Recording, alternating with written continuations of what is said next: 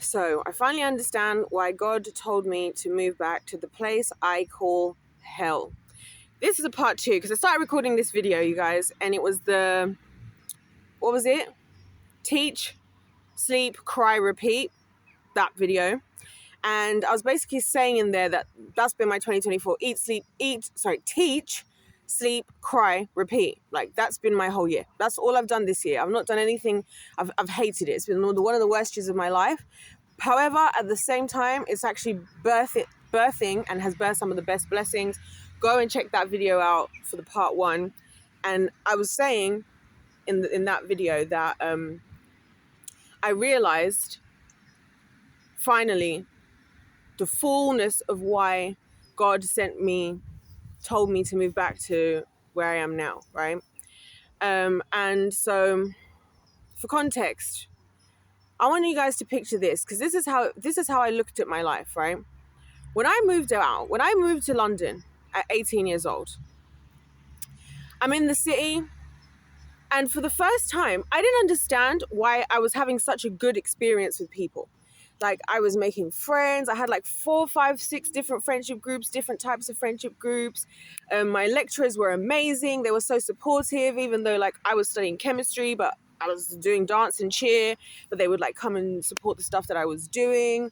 I was meeting good people through church and all this stuff. And I just couldn't understand. Like, I had this like default position that wherever I go, no one's going to like me, right? And that's what I was saying in my previous video, that I kind of realized that I have this default setting in my brain, like, no one's ever going to love you for who you are. No one's ever going to like you. You're just a burden, right? And wow. And so one of the things that I prayed for this year, right, and I've been praying with the Lord for, because I recognized I don't have a will to live. I don't have a will to live. And I was like, God, please, I need you to help me to find the will to live. Like, help me find a will to live, you know? And that sounds so deep, you know? And I realized, because at some point this year, I realized that the reason why I don't have a will to live is because we don't live for things, like we live for the most valuable things that exist, which is like relationships, like, you know, family and friends and stuff like that. So I was like, when I realized that deep down, it really made me feel really just hopeless and completely hopeless and helpless, like a sheep without a shepherd. Like it says in Matthew 9 in the Bible, it says, and Jesus was filled with compassion. He looked on the people and he saw that they were hopeless and helpless, like sheep without a shepherd. And his heart was filled with compassion. And he said to them, pray that the harvest is plenty, but the laborers are few. So pray to the Lord that he would send laborers into the harvest, you know? And so I realized that's why I didn't have a will to live. I realized that like the relationships I had in my life, and it's hard for me to actually accept. I'm not really accepting it. I'm trying to like accept it now. The relationships that I had before in my life in all areas, I'd always just felt like such a burden to everybody, like such an inconvenience. And that's something I feel now, like being in this town, you know, seeing people that I knew when I was growing up, and like churches that I knew from when I was growing up, and communities, and like, you know, people that I'm related to and old friends.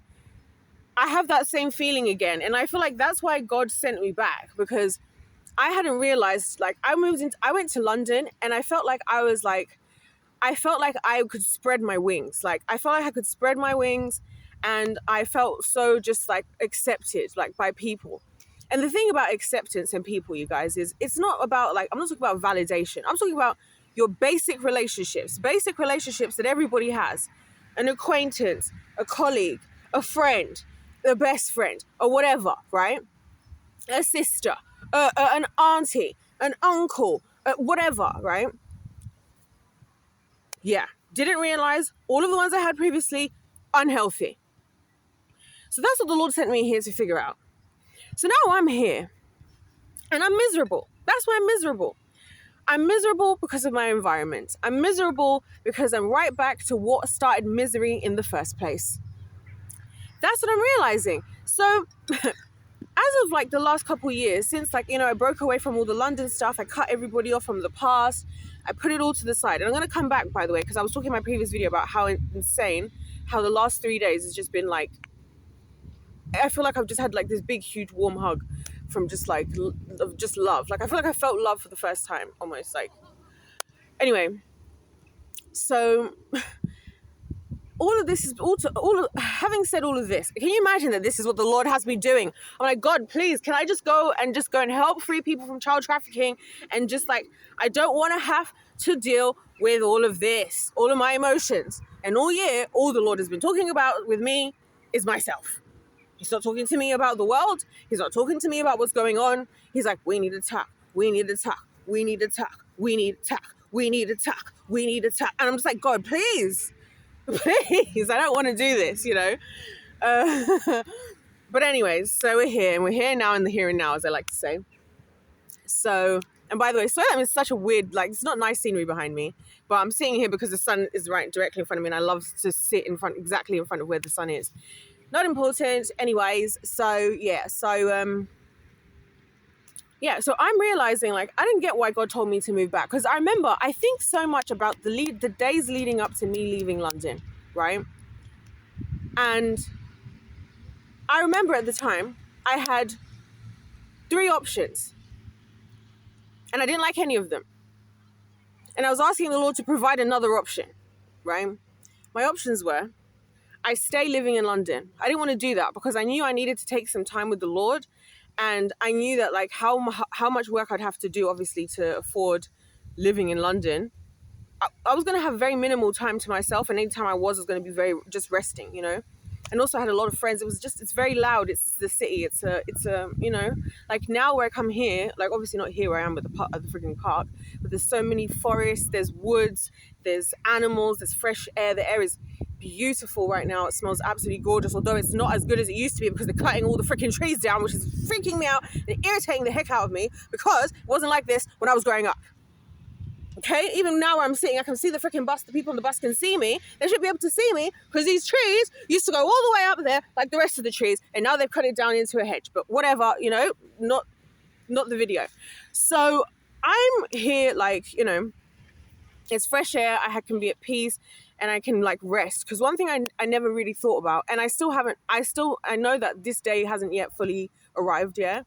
I've never been in a place where I felt safe enough to be quiet enough and calm enough to actually just take in anything that's happening. So what's happened to me this year is that I didn't know that I haven't addressed. It's not that I got over things that happened. I just never addressed them. I just pushed everything to the side and I just kept running forward into and winning. My thing was just like, if I win, if I can impress myself, if I can outdo what's expected of me, if I can achieve everybody else, that gave me a sense of value. Like, I'm a winner. Like, that's why I call this channel the winning team, because I'm like, I'm a winner. That's something no one can take away from me. No one can gaslight me. You can't gaslight any of my trophies. You can't gaslight me out of my medals. You can't gaslight me out of my certificates. You can't gaslight me out of my degree or my research or my nothing. You can't take those things away from me. No one can gaslight me. No one can lie about if I did or didn't do those things, or those things cannot be changed, you know? And I took so much value in that. And that's what was my driving force. Because like when I was in London, you guys, the way I used to work when I was in London, I was a beast in London. I was working like a beast and I was freaking killing it out there. As like 20, when did I leave? I left when I was 23. Yeah, 23, 24. Since I was 18 until I was 24, I'd already achieved all my dreams by the age of 22. And then some. I'm making big deals. I've got big names. Like even yesterday, right? And this is what I'm saying. Like, so we'll come back to it. Actually, no, let's talk about it because this is what I mean, right? So yesterday, or was it this weekend? It's all gonna make sense, guys. Just run with the vision. I'm trusting that the Lord, that people out there can love me for who I am, and go with the flow. Okay. So this weekend, yesterday, I had a conversation because I had somebody that I felt deeply in my heart and wanted to apologize to. And I'm somebody that, like, eventually I always have to apologize to people because the guilt wears on me. That's why I don't get people who go around just like purposefully hurting people. Because obviously I've never tried to hurt anybody purposely anyway. But obviously I still have and I still do it. And sometimes I make very stupid decisions. As I did. with this particular person. And so the person in question here, and I don't want to get into too many details about them, not because actually they wouldn't mind at all, to be honest. Yeah. They would not mind. The person in question, he was a guy, a man, right? And he was the guy who taught my, who I did a business accreditation with, right? So at the end of 2019, was it 2019? I think it's 2019. Yeah, because it was end of 2020. End of 2020. Yeah, because this was one of the key events that led to me realizing everything. So at the end of 2020, I found myself on the, okay, this is actually insane. So I'm going to tell you guys the whole story because you actually find this so interesting. And it's just a powerful story of just God and how the Lord, when like, you know, in the Bible, oh, I'm not going to get into it, but the Lord anyway delivers, and the Lord, he sees what's happening and he cares, you know, and that's one thing I truly believe about the Lord is he really, truly loves me and he cares about me and he values me and he loves me for who I am. So, you know, it's 2020, end of 2020. So earlier that year, or maybe the year before, I'm teaching at this what we call tech. It's like I can't remember what the name of it. It's like a tech. It's like a youth tech space. I don't know how to explain, but basically one of the things I used to do in order to be able to get studio time is I would go to, because this is how I was paying 4D chess, right? What I would do is I would go around in London. I'll find dance studios that I like the look of or like at places. And what I would do is I'd pitch the people there, let me use your studio for free and I will teach a lesson for free. Like whatever type of lesson you want. Would you want to have the over 50s, this kind of lesson? Do you want to have the girls, like this class? Do you want me to teach street dance? Do you want me to teach contemporary? Do you want me to teach Afro? What do you want? I'll do it. Like, let's do it. I can do a stretch class. I can do technique. I don't know. What do you want, right? Freestyle, whatever. So that's what I used to do. So that means I don't have to pay for the studio. I have loads of studio spaces. And also, I'm extending my services because all these classes I'm teaching, I'm like, oh, by the way, I also have lessons. And by the way, I'm also a choreographer. And by the way. And so it was just perfect. So that's what I did at one of these places. And one of the days that I was there, I met another girl there, and we did this whole Women's International Day event, which guys go and watch. I've talked about what exactly happened at that event in a previous video. Anyways, while we're there, I met her, by the way. The whole story about that is me and her met that like on a one random day, and between whatever date was exactly like 7 weeks before International Women's Day, that was the first day we met. And then we did an event 7 weeks later, and I've never had another female that I've been able to work with who is as serious about hitting goals as I am. And that's why we were able to pull off a full day event, morning events and night event in 7 weeks. Insane. And completely pack out the place. It was incredible. So we're doing that. So so I meet her and there's a guy there. And for all intents and purposes, we're going to call him... we're going to call him after... We'll call him Arsenal because that's his favourite team. And it just so happens that Arsene Wenger, the old Arsenal manager, is his mentor. Okay. So I meet this guy and he's like, you guys can't do this here again. And he kind of looked at us as if to be like, you guys are just playing too easy, whatever. So Mr. Arsenal here, let's call him Mr. Arsenal, right? Mr. Arsenal here, then that's the only interaction we have. Somehow I discover he runs this like entrepreneur business, training up entrepreneurs, right? And it's not like in the university and it's not like anything else. And it's like a 10-week thing. And you come there, you have a business idea. And the idea is you like work through your business idea from start to finish. At the end, you pitch your business to like essentially sharks, like a Shark Tank situation, yada, yada, yada. So I go to do this. And when I tell you guys, and I end up doing this at the end of 2020, right? When I tell you guys, this was one of the most important moments, 10 weeks of my life. Because in that 10 weeks, right, first of all, he's the one, he used to talk about business, not in a way, because like, and he always talked about this, how when you study business in like, if you get like an MBA or if you get like a whatever in universities and stuff, they're teaching you to become a CEO for somebody else's business, a managing director in somebody else's business. They're teaching you how to run somebody else's business because, of course, we all know the education system isn't trying to educate you so you can live the life you want to live, but they're trying to educate you so that you can go and work in their, in their businesses, right? So they need CEOs so that they can be off on Epstein Island and Diddy Island, Love Island, right? Whilst you went to get an MBA to become a CEO of somebody else's company, or a managing director, or maybe you just work whatever job that you have in the company. Great. So he talked a lot about that. So he talked in a very different way, and he talked about our subconscious mind and how our subconscious minds are taking everything. He did a lot of really good, like his course is incredible. It was incredible.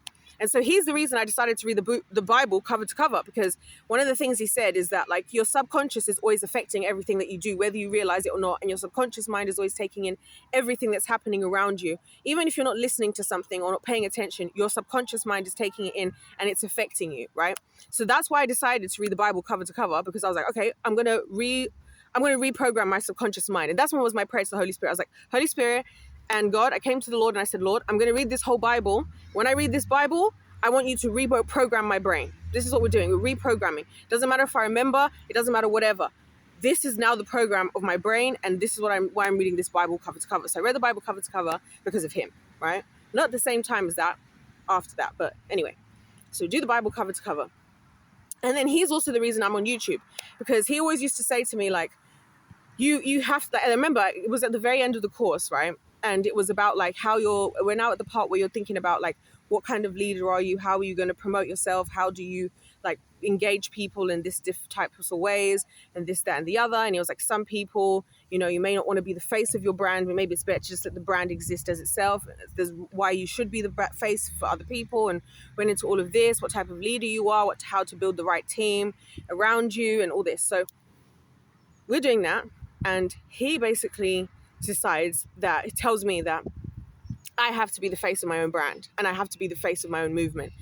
And that was the worst news I didn't want to hear. That's like me and the Lord in this year, and him talking about, oh, let's talk about your feelings, let's talk about what you've been through. And I'm just like, can we not, like, realistically? But anyways, so that's what he said. So he's the reason I put my face on YouTube. It's because of him.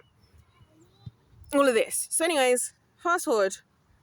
Lots of great things from that course. Met lots of fantastic, incredibly talented people. Like, some of the most incredibly talented people I've ever met in my entire life were on that course. And it was also so pivotal because that's where I met, like, a lot of he's not a Christian, ironically. He doesn't believe in God. He's actually very much New Age, which is kind of funny because a lot of us just so happened that batch that year to be Christian. So we would, like, pray before our presentations. We would talk about God. We would pray for him, and we would tell him, we're praying for you. But I met a lot of the other guys there, had a lot more industry experience. There was a lot of musicians. One of the guys was a videographer, and they started to tell me also a lot of stories about the entertainment industry. Obviously, I've now been working also in the entertainment industry myself more now, and I heard some horror stories. Like, one of the guys was talking about how he would always see the satanic rituals that they would do at these music video shoots. Another person was talking about how they know about some of the biggest hits you guys have heard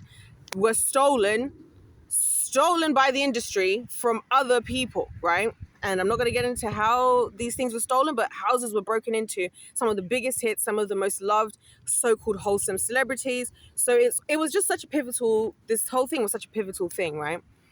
And so I'm building up all about this guy for a reason, okay? Because yesterday we had a conversation. All right, so anyway, come back to the yesterday conversation. All of that. So at this point, I'm really, like, now thinking I did my business. My business was to, like, I was going to start a dance. What was I going to start? My dance officially, like, properly. I essentially was going to, like, relaunch my dance company. Because the whole reason I did that course is because I was running a professional dance company. And I was like, I feel like I'm lacking in skills, and I feel like I'm lacking in know-how, and I need to, like, educate myself. So that's why I was there. So then I did it. And then I knew during the course that I didn't want to do teaching dance anymore, to be fair. I knew that already. But I wanted to do the course because I wanted to have in my mind what the steps I would take if I was to build a business properly, and just to have a better understanding of business as a whole. So anyway, and best course ever, by the way, literally the best course actually ever. And so we did all of that. It was amazing. And whatever. And I didn't win, by the way, to be clear. I didn't win because there was a winner. Like, they do choose a winner. And honestly, I'm glad I didn't win. I honestly don't feel like I deserve to win anyway. that's another winning thing, you guys. You got to be realistic with yourself about, like, sometimes maybe you didn't win something, maybe you just didn't deserve to win. Like, it is what it is, right? All of the losses build up to a win. The only time you really lose is when you give up, right? Anyway, so all of that's happened, and after that, and then things developed after that, like, quite quickly. Things got really, like, a lot of big things started to happen, because he's the one, by the way, who has this connection with Fashion Week, London Fashion Week. So when I would go to sit in his offices, he'll be talking to me about these big companies that he works with, like the big name companies, right? Like, so I'll give an example. Does he work with Adidas? I don't think so. But it'd be like a company like Adidas, you know what I mean? Something like that. And he's sitting there and he's showing me, like, the back behind the scenes, like, they're working on a campaign to do this. Do I want to be in on it? Like, that's what he's like. He's that kind of person where if you just show up at the office, he's going to feed you. He's going to offer you, like, to be on the next project. He's calling everybody to be on every project. He's always trying to hire young people, yada, yada, yada. Cool. So he had started to build all this stuff. We were going to get a new space, like, and we were all going to get, like, potential rooms that they were going to help to fund, because he's also connected with all the councils in London, all the boroughs of London. He's connected with, like, all of the councils, and has connections with everything and everyone everywhere. Like I said, the dude's freaking mentor is freaking Arsene Wenger. Okay. And one thing, and this is the thing about him I want to highlight, is he said all along, it's a free course. They just choose you if they like you, basically. Not if they like you, but if they feel like you vibe with their kind of vibe. And it's lifelong mentorship. So for the rest of my life, I have mentorship with them, which is, like, actually insane to think about. So anyways, so fast forward. I leave London. I cut myself off from everything. We won't get into Mr. Arsenal, because there's just so many details about that and how it just affected my life. And I'm just so grateful to the Lord that he puts people like this in my life. And the reason why I've gone into such detail about this individual is because he's an example of what I'm going to show you guys, that in every way that I didn't have all the things I don't have here, the Lord has found so many incredible people that he's put into my life. And it's just really finally hitting me that, like, I really have people, like, albeit all of the people I feel like I now have are not in this here town, but we'll come to that. So so fast forward, I've left London, I've cut off everybody, whatever. They have an event, and this is earlier this year. So I go to one of their events. Wait, no, was this year? When was this event? Anyway, I went to one of their events, and all I'm going to say is that I don't know what got through me that day, but can I tell you, it was embarrassing. I embarrassed myself, okay? And I felt guilty about it. Like, it wasn't like a big thing. Like, nobody was making a big kerfuffle, but I just didn't feel like I carried myself as well as I could have, you know? And I feel like it was also one of those situations where sometimes I feel like, you know, I feel like the Lord almost allows something bad in you to spike a little bit extra, so that you see yourself doing it, and then you become so disgusted with yourself that you have to change it, right? That's like what happens in my dreams. Like, God will show me my behavior in my dreams, overly exaggerated, and be like, this is you. And I wake up and I will immediately pray for repentance. I will immediately make decisions to change my life. I'm like, if that is my behavior right now, that is ugly. We need to get rid of that. So anyway, it wasn't a big deal, but I felt like the only thing I can say is I just didn't feel like I represented myself as well as I could have, especially because I was there as an alumni. Right. So anyway, so I felt guilty about this.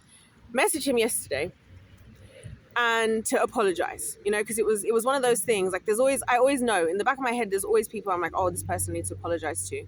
I just didn't know what to say, but I felt the like nudge to, like, say something. So I messaged him and I just apologized. I said, I'm so sorry for my behavior. Like, I don't feel like I conducted myself as well as I could have. And it was an important event for your company, yada, yada, yada. And do you know what he said?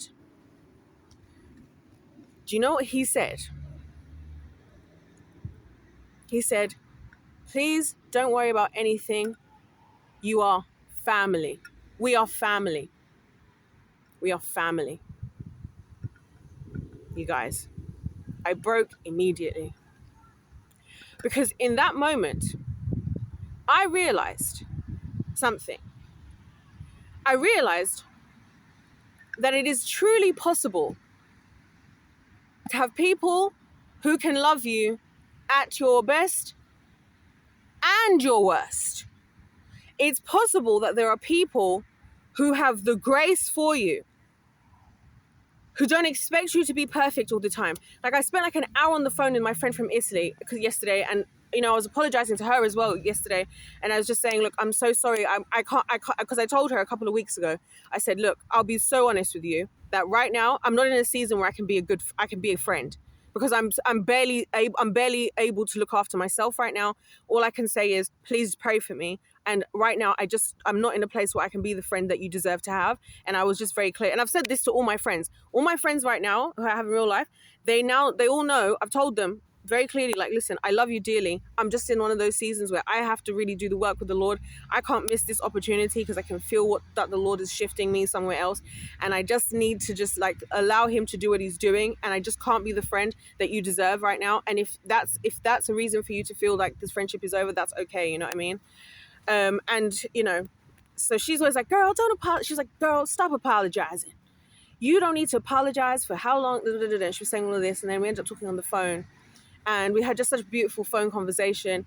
And I was just thinking, again, incredible woman, right? This woman, when I was living in her house, her and her husband, so her gospel season's coming up. So she does a gospel tour. Like, when I say gospel tour in Italy, any song, any of like the classic gospel songs, not like gospel, more just like Christian, like, I don't know, whatever songs, they love those over there. So when she's not doing her own music or doing opera or we're doing Zucchero, she just can easily book her. She's booked for like weddings, she's booked for events and stuff to sing these songs, whatever. So last year for her gospel tour, she did 33 shows in 27 days. So this is all in December. This is what she does in December. And her husband are freaking incredible team. Her husband is one of the most incredible men I've met in my entire life, and is one of the most adults that's adulting out there. Okay, and God bless his soul. He is the youngest of 3, and he has 2 older sisters. And I was like, that's why you're the adult. So he's amazing. And he's, by the way, again, was the one who randomly thought while they were in bed one morning, right, married living and all these things, talking about, why don't you ask her if she wants to come and do the Zucchero shows? And then I end up in freaking Italy. End up all over Italy. I've been to like 7 areas of Italy. I've been to, like, the first time I went to Torino, I went to Rome, I went to Milan, I went to, where is that? Pavia. I went to, where's this one more? Reggio Emilia.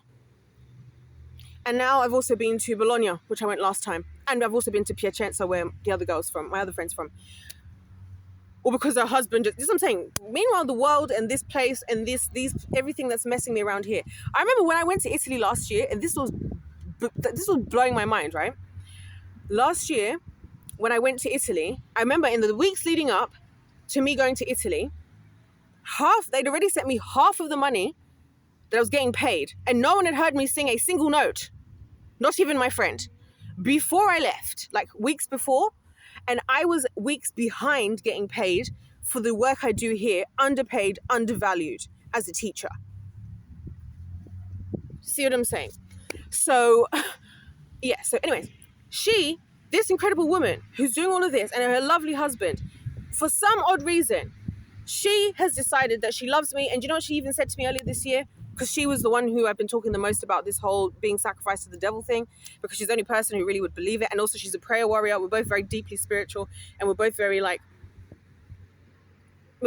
she's the one who sends me all the links. In fact, she's the reason I knew about that Ali Carter girl from a couple of years ago, because she's the one who sends me all these videos and all these articles that are on these sites that like the government shuts down every 3 seconds that nobody knows about, because they're talking the truth, So for her to choose to she told me, she was like, girl, I want you to know I'm going to walk through this with you.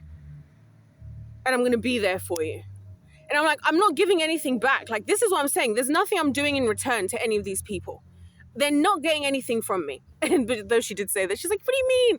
You're being so silly. You're such a good friend. She's like, whatever. She said, whatever. She said, that I'm a great friend. And she actually really, truly values our friendship for all these reasons that she said. And I'm just like, why does the Lord keep doing this? Like, I don't know why the Lord keeps doing this, and I don't know how I've got to a place where people really love me like this. Even the other day, it started on Friday, right? Because my whole weekend has just been love, I have to say. Started on Friday. Friday, I was feeling really detached from my brothers. I've been feeling detached from them. Well, also, I don't spend much time around them, to be fair. But I kind of also purposefully myself started to separate myself, because when I said, when I first came back, I was praying a lot for them, looking out for them, whatever. Then we got really close and we do lots of stuff. Like we used to come and play at this here field. We'd be playing. I remember one day last year I was feeling so incredibly miserable, and I just didn't know what I was going to do with myself, you know. And what happened was my brother called me, and he's like, "Hey, do you want to come play football with me and like my other brother?" And I was like, "Sure." I come here. The sun was setting. My brother's got the music playing because my brother's very cool. He's very extroverted, very like class clown, life of the party. He's the cool kid. He's like the coolest kid. My brother's cool. I'm not cool. My brother's cool, right? He's cool. He is cool. And when I say my brother's cool, oh my gosh. I understand why some men have problems, because my brother's the type of guy that all the women are throwing themselves at him. And then I realize when I hear stories of other guys, I'm like, wow, I actually see why some men have such issues with certain kinds of men. It's actually giving hater, because I actually see it though. Because like, sometimes he'll be like, oh, can you come grocery shopping with me? Like he'll ring me and ask me to go grocery shopping with him. Because he's like, I know you know how to get good deals and stuff. And also, realistically, let's be honest. I know if my brothers ever ask me to do anything, usually means they want to talk. So they say, do you want to go to the like whatever? I'm like, okay, let's go, because I know they've got something they want to talk about, probably. Anyways, so my brother calls me. There's music playing. It's beautiful out. I'm playing football with my brothers on this field, and I was just, you know what I'm saying? Like I was feeling so miserable that day. And I felt so grateful, and you know, but I feel detached because I'm not a boy. I'm not cool. They're the brothers, they're the brotherhood. You know, they're dudes and they do dude stuff. And so I feel again isolated and alone. I feel completely isolated and alone in terms of all of the younger generation of my family. And it's not anything that any of them have done wrong. It's because I'm the oldest. So they are below me. Like there's no one for me to look up to. There's no one for me to go to for advice. There's no one for me to go to that's like my big anything. I am it. I'm it. I am the start of the entirety of the generation of my cousins, my siblings. So, you know, I just don't have really anyone that I could go to. And I won't get into actually certain things because, yeah, some of the adult cousins of mine, won't get into that.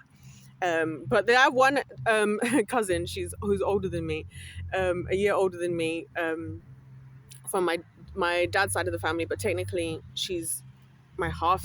I don't like to call it that because I don't see it that way, and I never have. I'm just saying that so that people know the information, to be clear. But yeah, anyway, not important. We don't have the same grandfather, basically. She's cool though, but she's also one of those when no one knows where she is and she's disappeared the hell. And I'm like, you run as far as possible. I remember me and my brother had an aha moment. Do you know what's funny? We had this aha moment not the other day, what I'm talking about, like months ago. Because I was talking to him and we were having an argument, right? Because he was like, what would you say is your advice to me that I should do to deal with everything? Because we talk about like a lot of the issues to do with like, you know, our lives and our families, our upbringing, everything. He was like, what would you tell me to do? I was like, I would tell you to move as far away as possible. Get as far away as possible. Find a good wife. I've also selected wives for my brothers. I've told them who my recommended women are for them. I think my brother should marry Raina Vallingdom. The Taekwondo girl, she's 21, he's 24. They both have a bit of time. He needs to still figure some things out in his life. She's gorgeous. She's into fighting. He's into fighting. It works. She's his type. You're welcome. Listen, am I a good big sister or am I a good big sister? So I told him, listen, don't worry. If I ever, for whatever reason, get to meet Raina in person, I will be most definitely calling you to talk to her and getting her her number or whatever. I'll be setting them up somehow, right? Raina Vallingdom, gorgeous girl, definitely his type. They're both into fighting, amazing, right? Anyway, so when he realized that would be my advice, he was like, oh, because he was like, that's not what his solution would be to things, and he finally realized where I was coming from, you know. So anyways, I feel detached from my brothers sometimes, and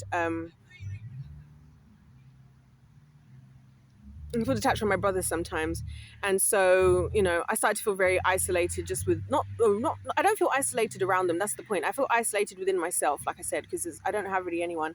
And also I feel like sometimes, because I have been through so much and I've done so much, and it's been so different to what so many people have done, I feel very isolated in the sense that people don't really get why I have the perspectives that I have, you know. And so on Friday, I'm really somebody who takes a long time to explain things. I think it's because I've got so much built up that I've never been able to speak about, that now I'm like a person who never had the opportunity to talk before. So I'm like having to talk about everything. So what happens? Where was I going with this? Yeah. So I just assume that my brothers at this point, they love me, but they don't really love spending time around me. And I just started to tell myself all these things, right? Anyway, so fast forward, it's Friday, and so my youngest brother, right? He wants to talk to me.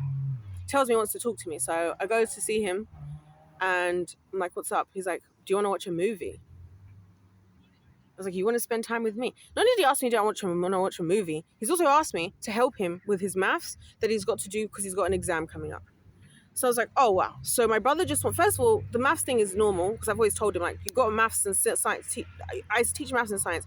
There's no way you're getting anything below 90% in any of those subjects when I'm your sister. I don't care what corner of the planet I'm on.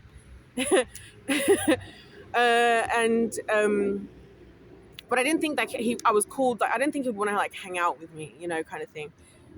Bro wanted to hang out with me, and so he selected the movie, that he wanted to watch. I got some food together because that's what I always do whenever I'm hanging out with my brothers.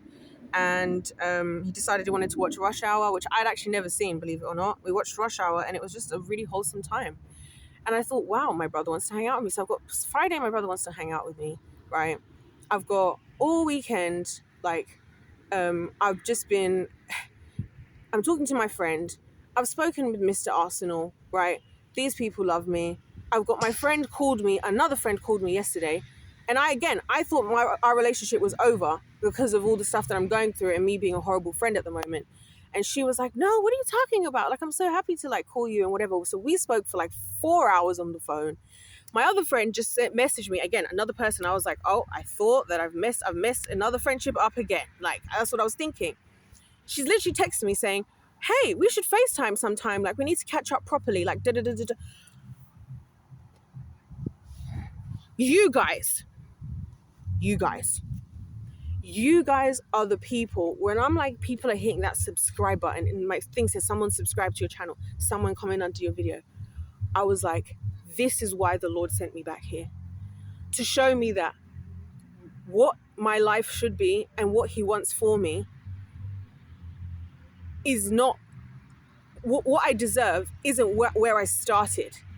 What I think I deserve and how I see myself deep down, even if I was in London, I was doing all of this was still there. Like, I still felt like at any given moment I had to perform, because that's why I would work myself to the bone to be impressive, to I wouldn't miss a beat, make sure my outfit is perfect, I've got the right business outfit, I would have it was insane, right? Like how organized I've had to be. And that's why, like, I kind of realized recently that yes, I'm great, I'm a winner and it's good, but a lot of my winningness has come simply from the fact of just feeling like if I don't do everything as close to perfect as I'm possibly capable of, even still, I'm still not going to get anything that I'm going to find worth living for. And there it is, you know what I'm saying? And so this weekend, for the first time, not to mention the other people that I've met in other situations and things, oh my gosh, someone's shouting, brother, I feel you there. Yeah, so what I realized, what was I saying? I got so distracted by this dude just shouting. What was I saying? Yeah, I've realized that, like, now that, like, as I've slowly now finally met the right people in my life, or I'm meeting them, you guys, a lot of my new friends, a lot of other people, like even like through my work that I'm doing, the parents, I have lovely conversations with the parents that I know. Like, for example, one of the girls that I teach, unfortunately, is going for a really tough time at school. And her mum, she was texting me, she was worried because she's been going through all these different things. And so I just messaged her. I said, hey, feel free to call me if you like. Like, we can have a conversation. And we had a long, deep conversation about just how she's feeling about her daughter, their education. They're thinking about changing schools. These guys are that serious that they've already started. They're in the works of like selling their house and stuff, because they're like, we need to get away from this place. We need to take our kids somewhere else. So, like, some parents out there like really love their kids, like for real. Like, this is crazy. When she told me that, I was like, you because your child's going through something at school, you're willing to sell the house and move locations because of what your daughter's going through. I was like, wow, people, like, this is what I've learned, like, from my job, especially because a lot of my job that I do, especially extra, and got the parents I meet, all the parents I've met or I speak to, they're the ones who like go out of their way for their child's education. Oh my gosh, what is going on in my face? Sorry, my lips are peeling. And I'm just gonna leave it. But yeah, so like I've met lots of parents, and when I talk to the parents, like, and when I talk to and I just see the things that these people are willing to do, I'm like, wow. Like, they're not, like, and like, I want to be very clear that the most important thing, I believe my parents did the most important thing that they were supposed to do. And that was, they created an environment where I found the Lord. And that is the most valuable thing you can do for any child, I believe. And when I'm talking about my past, I really don't want it to seem like I'm targeting them, because I'm really targeting this whole ecosystem of this place and just a lot of things about this place. Like, a lot of the dysfunctions I've experienced in churches, the dysfunction I've experienced in these communities. Like, even now, it's so ironic that I'm talking about this, right? And, there's all this screaming going on next to me, and I'm just looking at the houses that are around me, and I'm realizing, first of all, the other day I was having a conversation with somebody. They're talking about how this town is known to be like, doesn't have a good reputation. Like, people think this is like the town where there's like not good people come out from here. And it's just ironic that I'm sitting here and I'm actually watching dysfunction taking place around me while I'm recording this video. This dude was just screaming on the phone saying, stop calling my effing phone, screaming to somebody out the door, slamming doors, people are leaving. I've got some kids behind me, my back left corner, up to no good. I saw a lady walking past just a minute ago who was clearly like an addict who just went to get some milk, but I was actually thinking of stopping to record because she didn't like she was okay. I just had another guy coming out who clearly just went and bought some drugs. Like, it's like, the while that I'm looking around and I'm actually seeing the state of this place, and I'm realized that I'm really not like, it really is the atmosphere here at the moment. I have to be so real. It really is the atmosphere. And it just so happens that I've had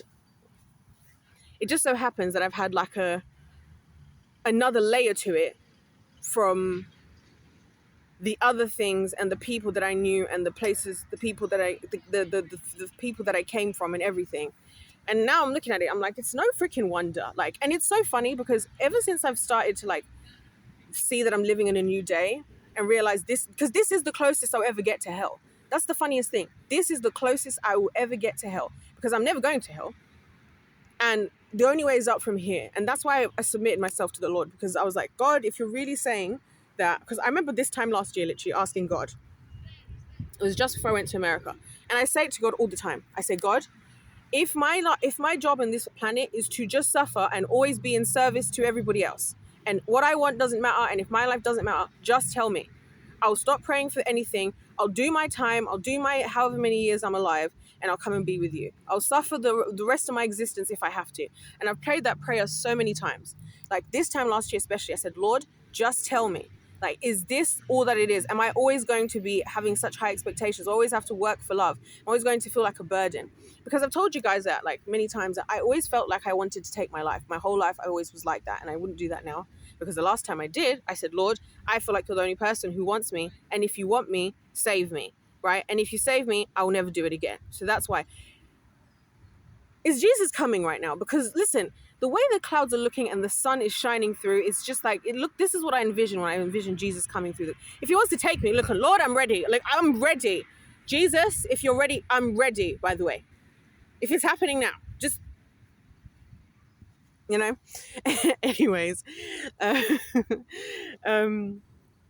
Yeah, so, I always prayed that prayer, and I realized that the reason why I feel miserable. And I think, and this is a big reason why I'm sharing so much at the moment, is because I feel like a lot of this stuff is more normal than people realize. And I'm going to be the one to be brave enough to be vulnerable enough to open the floodgates so that people do not suffer in silence, and so that you can find the truth and the salvation that comes from the Lord, right?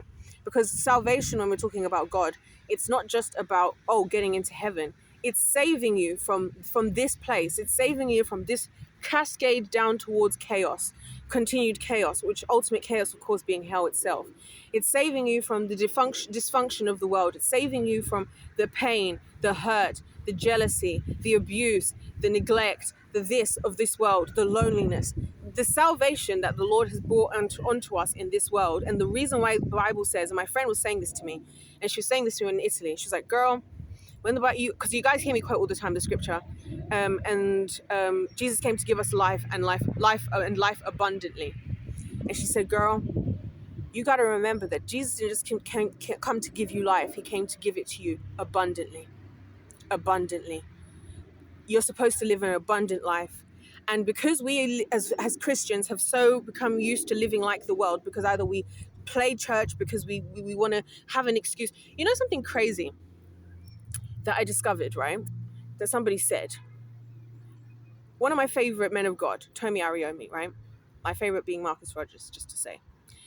He said in his Word for November message, he said that some people know they're going to hell and are putting themselves in places of leadership in church so that they can get rich and enjoy life while they're here. I didn't know that was possible, that people would just accept that they're going to hell, then go and abuse the house of the Lord just to enjoy while they're here. So you got those freaking wolves in sheep's clothing, right?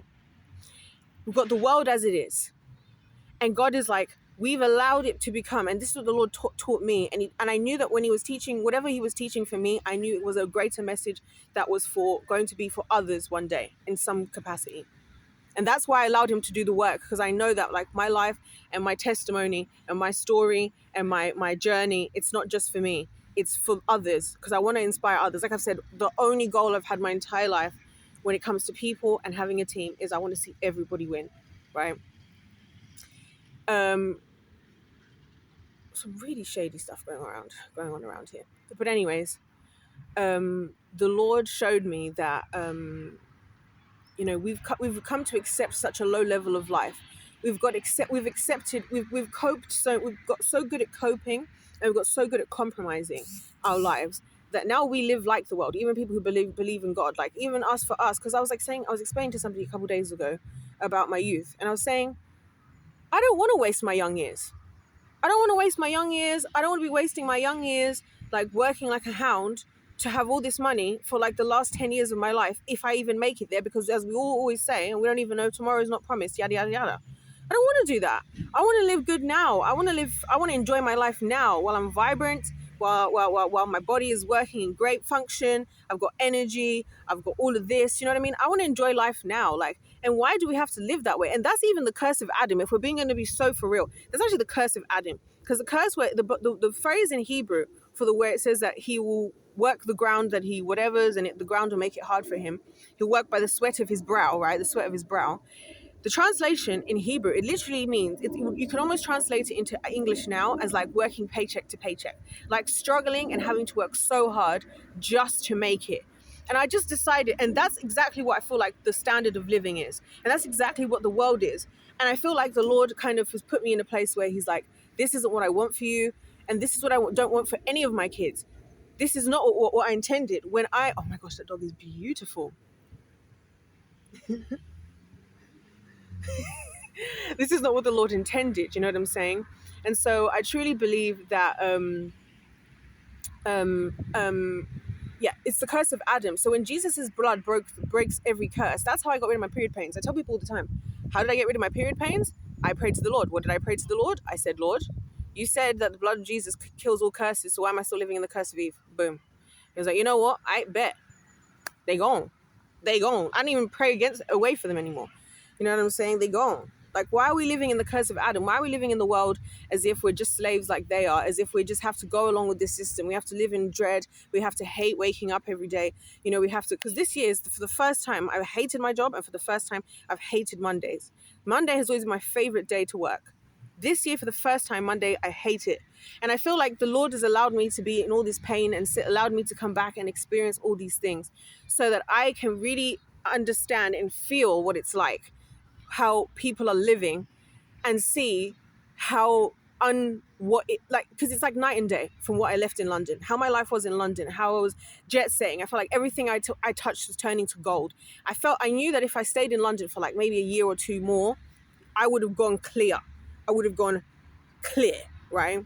So that's why I knew that at that moment, the devil's vision was, let me go clear so I can take all of these issues that I've had, that I've been dealing with the Lord, of the deliverance, the healing, everything, that if I hadn't done all of that the last couple of years, I would have taken that with me to the top.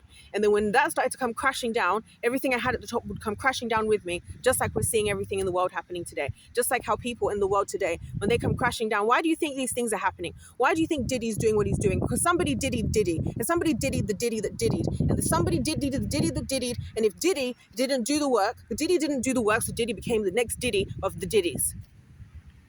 See what I'm saying? So this is why I get why the Lord sent me here, because he's like, I don't want you to become a repeating cycle of like everybody. We all are. We're all for coming out from this dysfunction. I'm looking at every generation. We're all in issues. Sorry, this flower looks so creepy. You know, we're all living in this dysfunction of society. We've all just normalized it. We've normalized like things like, oh, hating your in-laws. We've normalized like addiction. We've normalized, like, everybody's an addict these days. I don't know why people talk about addiction as if anybody's not an addict. In this country, people drink tea too much. Right? Yeah, that little caffeine kick, a little fag and a cup of tea, a little cup of tea. Do you want a cuppa, darling? Do you want a cuppa? Do you want a cuppa? Do you want a cuppa?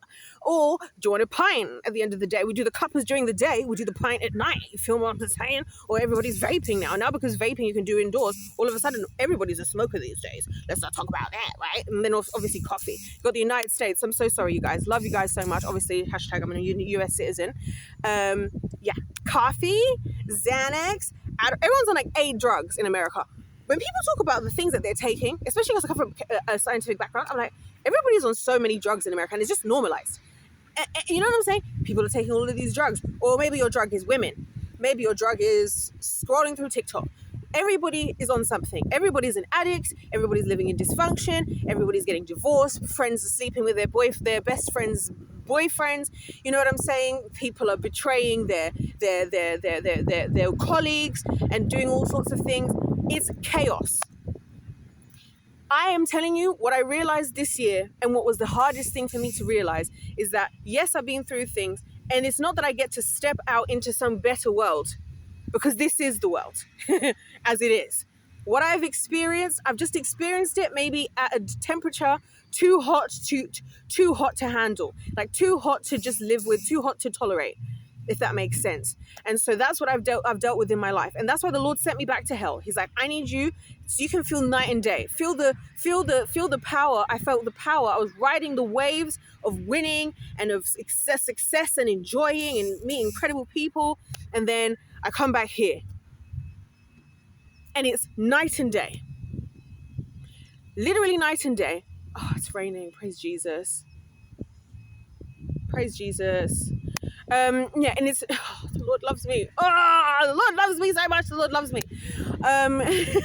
And so, you know, that's why, so that I would know what it felt like to experience, you know, all the things I experienced in the past, but also know what it's like. Remember that this is the reality. Me hating Monday, every Monday, and feeling like this weekend isn't enough, and knowing that I'm going out now early in the day because I'm trying to make the most of today, because I'm already dreading having to go through the week and now and everything. You know what I'm saying? And I'm dealing with all my different issues and everything. And I'm like, God's like, you're not like the rarity. You are just everybody else. And I truly see myself like a patient zero. I truly see myself like in my role in this life, and especially on this channel, is I'm going to be the one brave enough not only to speak up and to be vulnerable and say what I've been through and to talk about the ugly things, but I'm also going to be the one who's going to be brave enough to do the damn work, as hard as it is. And that's why this has been the hardest year of my life. I had no desire to make friends. I had no desire to have any connection with no one. I never wanted to trust nobody again. I didn't even believe that there was any value. Because I was explaining to somebody. They were like, you need to, you should give people a chance. I'm like, you don't understand that. I don't understand what people value in relationships. I don't see what's the purpose. I don't see what there is to gain. All I hear is work. And when you talk to me about any kind of relationship, all I hear is work. I have to tolerate you. I have to keep my temperament down. I have to make sure I don't mess up. I have to only ever be good for you to love me anyway. It's work. That's how I saw it, And so for the Lord to have kind of, softened me up, and now I just have friends and stuff, and I feel like a different person. I have a different vibe, a different energy. I'm sure you guys can feel it. Like, I just feel like a person now. Like, me and my friend, we're just talking about random stuff. We're talking about what's going on in the US. My other friend, she lives in Poland, the one who called me, I was talking on the phone with for 4 hours. Yeah, all my friends are international, by the way, as well. This is funny. But yeah, so we're talking for like 4 hours, and she was like, and the other one who wants to FaceTime me, which I'm going to ask her if she wants to FaceTime today after I come back from the store, is in America, in Atlanta. So this was saying, like, the world and whatever the world had to offer me and whatever I came from, was just ridiculous, and it was painful, and it was abuse. There was neglect, there was dysfunction, there was everything you can imagine, every type of whatever. And then the world and the people that God created. Oh, this is so annoying. The world that God created, there's what you call it? Sorry, guys. Sorry, I got distracted because of the recording thing. Hold on a second. Yeah, but then the Lord created a different environment. The Lord created a world where I meet the most incredible people. I'm out in London and I'm out doing all of these things, and I'm meeting like some of the most powerful people in the world. I'm meeting some of the funniest people in the world, the nicest people in the world. I remember I had such good friends at university, and we used to have such good times. I remember me and my housemates, we used to eat tiramisu sitting on the floor, talking about all the stuff that was going on at uni. And then, I remember being like the good times where it would be a day like this. It'd be not like this. It would be the summer. It would be hot, and like me and the girls would all show up and go and watch the guys playing football. And because like obviously I was a sports captain and I was good friends with the captain of the football team, or the men's first team, because I had 4 football teams. It's insane. But the men's first team, so he used to let us literally sit. We would sit like literally at the goal, like basically in the goal, but like next to the goal itself, like on the pitch. So we'd be sitting there like with our ciders, me and the girls, whatever, like just in the sunshine. And I just remember such good vibes, you know what I mean? And like those girls, that was the last time I lived with those girls. That was truly the last time that I had people around me, and I enjoyed like, all of that. Like I said, my lecturers, they were amazing. They were beautiful people. All the people I met in the industry that I got to work with, Mr. Arsenal, like I said. And like, even to this day, like this man owes me nothing. All these people, none of these people owe me anything. None of the amazing people that are in my life, you guys don't owe me anything. And you guys and everybody who I've mentioned has made me value myself so much, because I'm like, wow, I don't see myself how everybody else is seeing me. And I'm now seeing how everybody's seeing me, because I'm seeing it from how much they value and how much effort they're putting into like loving me and looking after me. And I'm so humbled by it, and I'm so grateful just to everybody, like that people just care this much. I don't know what I did, but I'm grateful to the Lord. And I'm saying this is what the Lord created, because the Lord was like, my daughter, listen, it doesn't matter where you came from. It doesn't matter who you were dedicated to. It doesn't matter that you were given over, you're dedicated to the devil.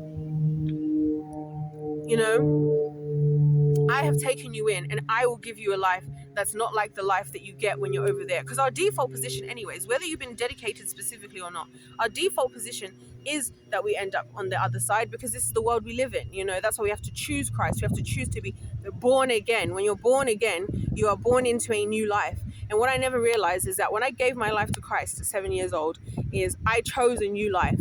And ever since then, I've been winning, and I've been winning, and I've been winning, and I've been winning, and I've been winning because I chose life.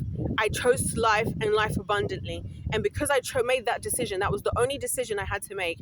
And the Lord has carried me through, and the Lord continues to carry me. And that's why even a year like now, where I would have preferred to have him to be talking to me about other things and be talking about everybody else, he's always like, shh. He's like, shut up. We're talking about you. We need to talk about you. What's going on with you? We need to talk about what you're thinking, how you're feeling, and how you're going through. And we need to, and also not just for you, but also for others, you know. And so anyway, I've been talking for so long, and it's really very therapeutic. I'm sorry guys, I barely make any eye contact whatsoever. It's hard for me to do it. I can do the talking part, but the eye contact part is difficult because I'm being vulnerable. Do you know what I mean? It's like the classic, like, you know, it's hard to like make eye contact with people during certain types of topics and stuff. But you know, I'm so grateful to the Lord, just like for everything that he's done and everything he's doing. I met, so this time last year I met a lovely couple on YouTube who then this year asked if they could adopt me as their daughter. And that was just the most precious thing ever, because I just thought that was the most precious thing ever. So still saying, this YouTube channel, the amount of people I've met on YouTube, like the way this channel has changed my life, guys, if nothing ever happened on this YouTube channel ever again, I've already been blessed beyond measure. I'm already beyond the level of blessed that I could possibly be, just simply off of what has already happened on this channel. All the incredible people on this channel, so many of you guys who I talk to offline. My gosh, listen. Oh my gosh, this channel has been a blessing. This channel has been a blessing. A blessing. Let me tell you, this channel has been a blessing. Isn't the Lord? Won't he do it? Won't he do it? Won't he do it? When I tell you that this channel has been a blessing. Anyways, let me compose myself and I've lost my head now. We're not going to return. It's fine. I'm just going to go off and be in the clouds. Anyways, Jesus is coming to get me now, I think, anyway. So on that note, no, I'm joking. But yeah, you guys, I hope if there's anything you can take away from this, I feel like I could sit here and talk for hours. I feel like I'm going to be talking about all this stuff for like forever now, like for the rest of ever. But the take home messages I hope you guys get from this video is that, you know, yes, the Lord sent me back here to the place I call hell, to show me that he wants to give me heaven. And it's so funny because I've been listening to this song. It's called Heaven on My Mind. It's so good. I don't want to sing it because I don't want to start singing. I just did a whole 30-minute video singing. Isn't that insane, guys? Who would have thought that would ever be the person? What the frick is going on around here? I just feel hella paranoid all of a sudden. That probably means I should stop recording, because usually when I start to feel paranoid and I start to feel, that means the Lord's like, shut up now. Anyway.